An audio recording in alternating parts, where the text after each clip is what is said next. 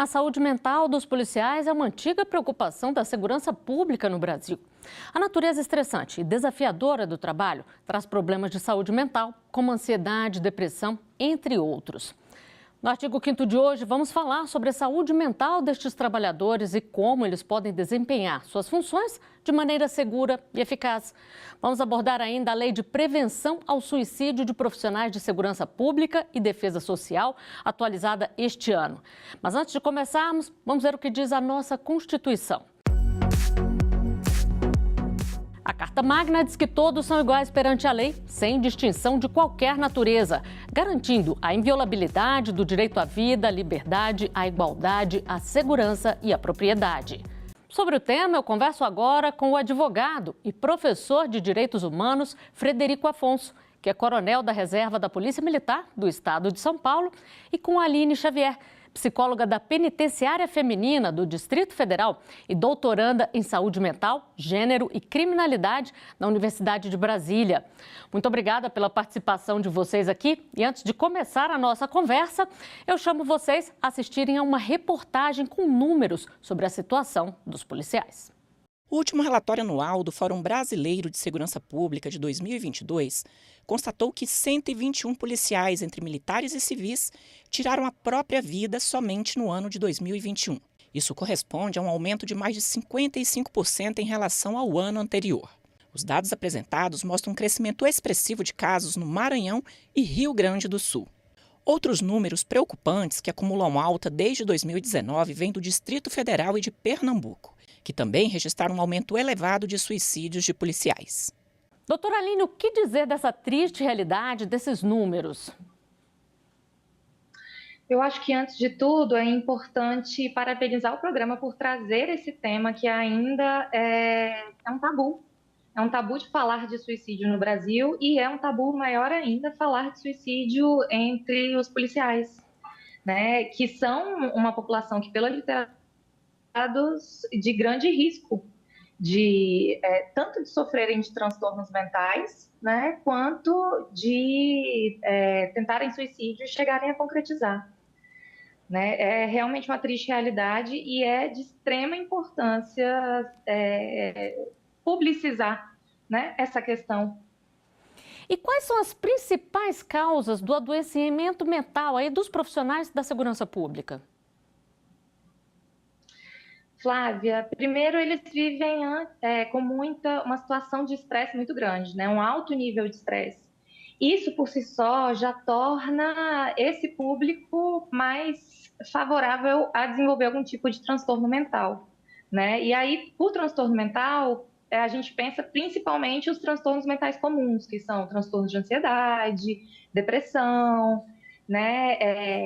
E quando se pensa principalmente em depressão, geralmente, o imaginário popular é de uma pessoa que está deitada em casa, que não dá conta de fazer as coisas, né? Mas existem outros sintomas da depressão que, nesse caso, devem ser vistos, né? Professor Frederico, o senhor viveu na prática aí, né, por muitos anos, já que é coronel da reserva. Como é que é a situação? A questão da hierarquia e também a questão da tensão, como disse aqui a doutora Aline, elas influenciam diretamente, professor? Essa questão da pressão, da hierarquia, são elementos como se fosse um combustível para que tudo isso acabe dando errado ali na frente. Você vai alimentando. É a pressão, o não reconhecimento da sociedade, o não reconhecimento da imprensa, o não reconhecimento, muitas vezes, determinada questão de uma operação policial dos seus superiores, problemas quando ele chega em casa.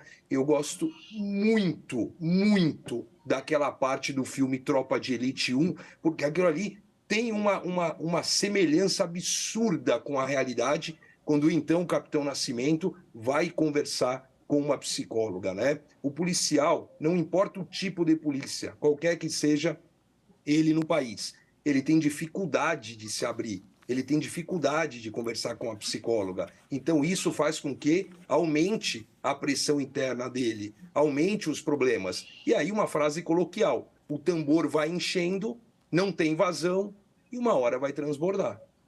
E o que diz a Lei Nacional de Prevenção ao Suicídio, doutor Frederico? Na verdade, a lei é uma lei de 2019, tem uma lei atualizada, essa lei foi atualizada agora, em janeiro de 2023. Nós temos legislações estaduais nesse sentido. Aqui no estado de São Paulo, temos uma lei específica da saúde mental do policial, com decreto, e a ideia sempre é você criar uma rede de proteção. Você tem que dar o suporte suficiente. Claro, eu não detenho conhecimento aí das 27 polícias civis do país, da Polícia Federal, da Polícia Rodoviária Federal e das 27 polícias militares do país. Mas a Polícia Militar ela é a maior do país e ela é muito precursora aqui nas mais diversas naturezas. Então, nós temos, por exemplo, um manual de prevenção ao suicídio. Adianta você fazer um manual de 20 e poucas páginas e você publicar um manual? Com todo respeito, adianta você fazer uma lei que tenha as melhores das intenções? De nada adianta nós fazermos a cada momento as casas de leis respectivas inúmeras legislações se nós não tivermos uma conscientização de fato. Aqui você tem que quebrar a parede, Flávia. Não sei, a doutora Aline deve receber, claro, ela por uma questão de código de ética não vai poder comentar em casos, mas você tem que quebrar o escudo. O policial, ele tem, na verdade, é uma questão muito mais antropológica e sociológica que vai aqui resultar numa transversalidade ao direito à saúde. Então, volto ao barril, que é a área da doutora Aline. Vai enchendo e não vai tendo vazão. E você tem um elemento material aqui e é o diferencial de todas as outras profissões.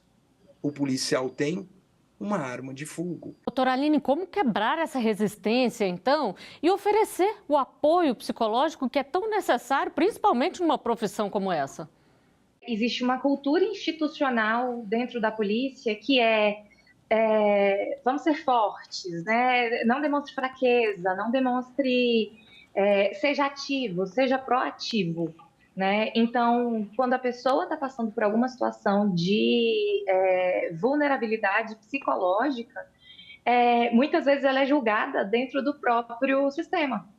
É extremamente importante que esse trabalho psicoeducativo seja feito para que a pessoa possa se desconstruir. Então, é necessário, antes do atendimento no Provida, um trabalho de psicoeducação, para que esses profissionais se sintam também no direito ali, né? Para além de no direito, se sintam confortáveis de buscar esse apoio psicológico, que é extremamente necessário para essa profissão. Bom, e a nossa produção recebeu uma pergunta de telespectador. Vamos ver? Qual o reflexo dos transtornos mentais no trabalho dos profissionais da segurança pública? Professor Frederico, o que isso causa no dia a dia de um profissional? O policial está irritadíssimo, o policial ele já não sai bem.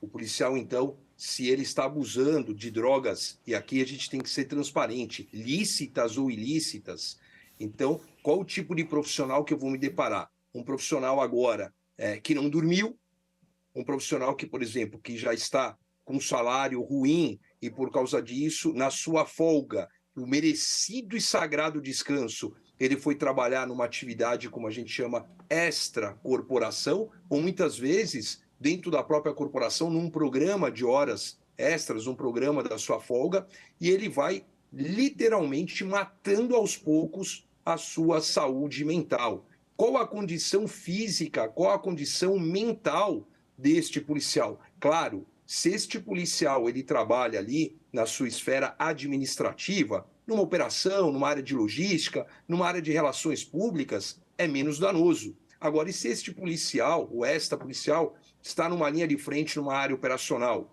portando uma arma, num patrulhamento, seja qual a sua esfera, você imagina só, o policial rodoviário federal, ele está ali numa malha viária, ele e o seu parceiro, de centenas, e não estou exagerando, de centenas de quilômetros apenas ele. Né? Você tem ali o policial civil com uma pilha de inquéritos e diligências para fazer e prazos sendo cobrados pelo Ministério Público. Você tem o policial militar na linha da frente escutando um 90 a todo momento, porque ele acaba sendo aqui uma máquina de atendimento de ocorrência, principalmente nos picos, nos finais de semana. Então o policial ele entra numa roda giratória obrigatória que eu falo numa linha de produção, que não dá tempo dele respirar. E aí ele sai e ele vai, ou vai beber, ou ele vai para o bico, para a sua atividade extracorporação, ou ele vai para casa, e aí a gente tem inúmeros casos. A conscientização ela tem que começar muito nas escolas de formação, qualquer que seja o órgão policial, mas é uma conscientização contundente. Não adianta aqui, com todo respeito, eu sou filho de psicóloga, doutora Aline, então eu não posso falar do psicólogo, mas não adianta ir o psicólogo, a psicóloga lá na escola de formação, olha tal, você tem que ir um cara lá de frente, um delegado, um agente de Polícia Federal, um agente ali, um inspetor da Polícia Rodoviária Federal, nos municípios, não é a realidade de Brasília, que possuem guarda municipal, e a guarda municipal tem uma cobrança além da própria polícia local. Você tem que ter um cara de uma tropa especial, porque muitas vezes o aluno, eu pergunto isso sempre na sala de aula, o que você está fazendo aqui? Eu sei que ele está numa escola de formação, o que você pretende, onde você quer chegar, e a quantidade de pessoas que querem sempre ir para as tropas especiais, você tem que trazer um cara da tropa especial, qualquer que seja ela dentro da polícia, e o cara rasgar a verdade ali, e trazer e falar assim, olha, este é o peso, é isso, você tem que pedir ajuda quando você detectar tais e tais sinais. Eu adoro aquele livro que virou série na Netflix, Os 13 Razões. Eu sou um estudioso, eu chefiei o departamento e a divisão de direitos humanos da Polícia Militar de São Paulo e a gente tinha uma relação muito próxima com a diretoria de saúde que cuida desse assunto tão delicado. E eu falava isso, falei assim, olha, de alguma forma a gente tem que trazer ajuda. Eu não sou da área do direito de saúde, porque a gente tem um grau muito alto também, Flávia, que a gente às vezes nem comenta, de policiais que se matam quando aposentam.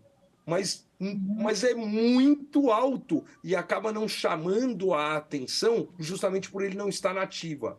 Cada policial que tira a vida, aqui a gente tem os grupos, você fica sabendo na hora. A ocorrência na área tal, soldado, o cabo, o sargento, tirou a vida. Mas eu recebo muito pouco dos policiais que aposentaram.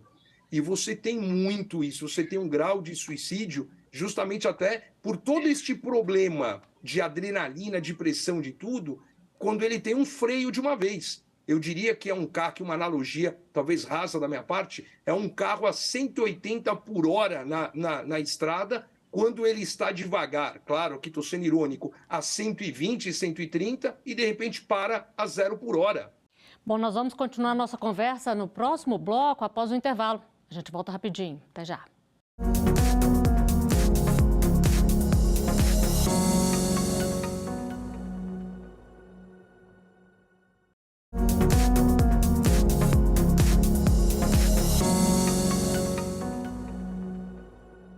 O artigo 5º está de volta, hoje falando sobre a saúde mental dos policiais brasileiros e como eles podem desempenhar suas funções de maneira segura e eficaz. Sobre o tema, eu continuo conversando com Frederico Afonso, advogado e professor de Direitos Humanos, e com Aline Xavier, psicóloga da Penitenciária Feminina do Distrito Federal. E o tema é tão preocupante que a própria Polícia Militar cria campanhas de conscientização contra o suicídio. Nós vamos ver agora uma campanha antiga, mas que retrata bem a realidade vivida por familiares. Meu nome é Bruna, eu tenho 5 anos. Eu moro aqui com meu pai e minha mãe, mas só que meu pai tá viajando. Eu tenho papagaio também. Hoje eu acordei, né? Aí ele tava, Bruna. Meu pai, ele ronca. Às vezes ele faz cosquinha na minha mãe, mas minha mãe não gosta de cosquinha. Mamãe falou que ele foi trabalhar em outra cidade. Eu fico com saudade dele, que ele tá separado de mim.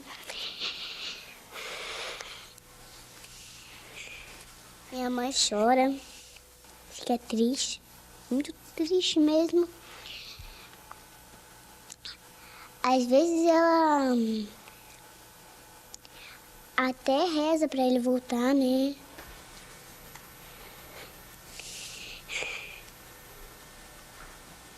Doutora Aline, como trabalhar a prevenção para evitar que se chegue a esse ponto do policial tirar a própria vida?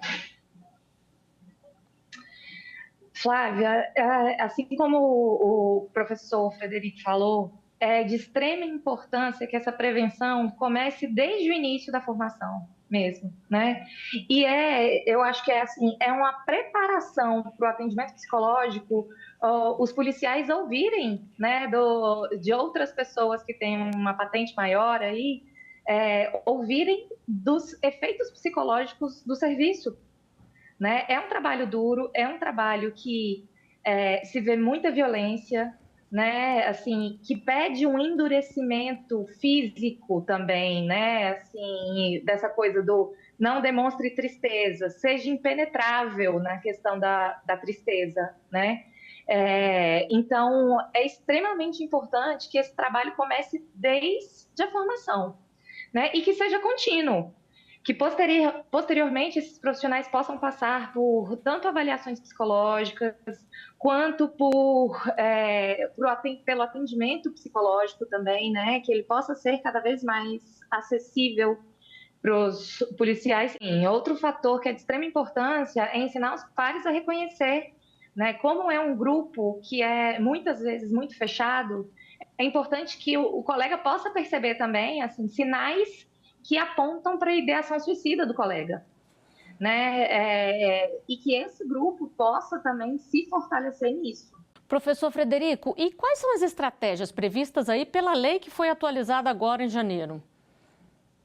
Olha, a legislação ela aponta justamente um fortalecimento das redes, uma questão de acompanhamento. Na verdade, a lei ela é federal, então você tem aqui uma questão de autonomia administrativa, financeira e política, fala da parceria dos estados, fala da parceria da União, mas cada órgão tem a sua obrigação de detectar e de tomar as providências e não ficar apenas à espera da legislação. A legislação agora ela foi atualizada em janeiro, traz algumas questões extremamente importantes, mas a conscientização realmente ela é a maior ferramenta de todas.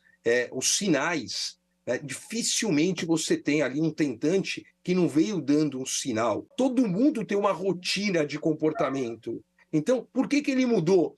Aí é importante você ter realmente quem consegue acompanhar aquele policial, seja a sua própria administração, seja a sua equipe, que troca ali no turno, mas acaba trabalhando as mesmas pessoas, e você enxergar um padrão que foi alterado. Agora, quebrar essa barreira de falar, olha, eu queria falar aqui com o meu superior, puxa, o meu parceiro aqui, eu trabalho com a doutora Aline, achei a doutora Aline estranha, tal. Como isso é difícil também.